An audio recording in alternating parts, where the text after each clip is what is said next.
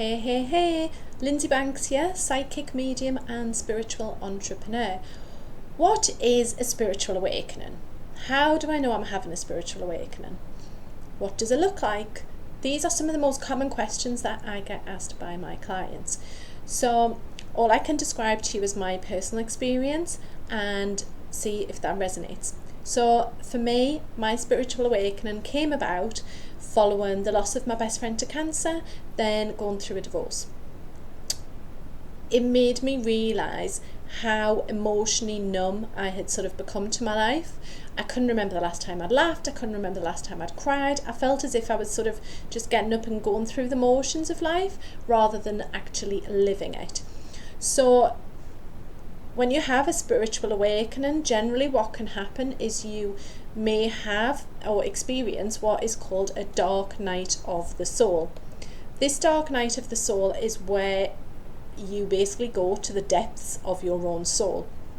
And it sounds painful, it sounds excruciating, and it can be, but there are tools that you can use to help you through it. So my personal dark night of the soul lasted around 6 months, and I didn't even have an awareness of what a dark night of the soul was until I came out of it. Luckily for me, I had a variety of tools that I used to get through it, and when I came out the other side, I thought I need to write down these tools to help others. Hence, A Gentle Hug for the Soul book was born, and that contains all the tools to help you get through this particular dark night of the soul.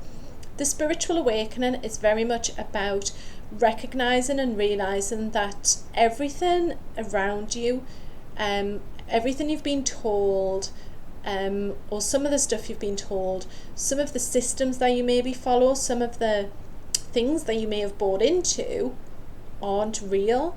So it might be, from an early age, we were often told, if you work hard, you'll earn more money, you'll have a great life, and that's it.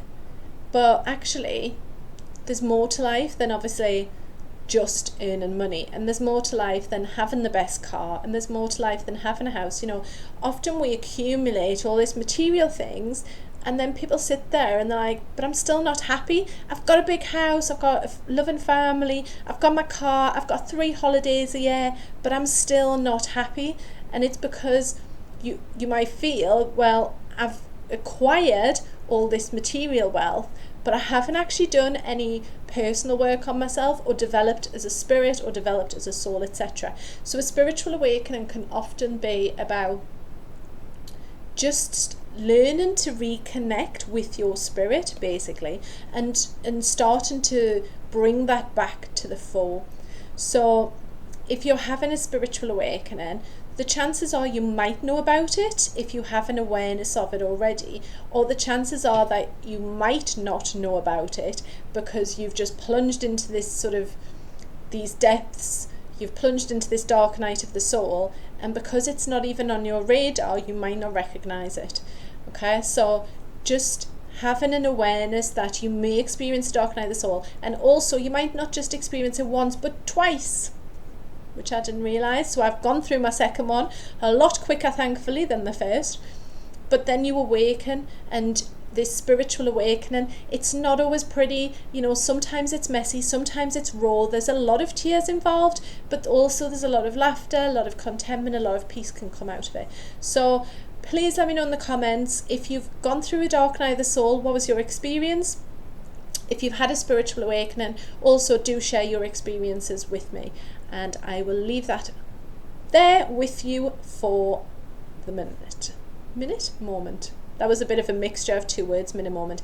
If you've liked this video, please do give it a like and subscribe. Like I said, comment below, and I will be back with another video about the spiritual journey, spiritual process in the next week.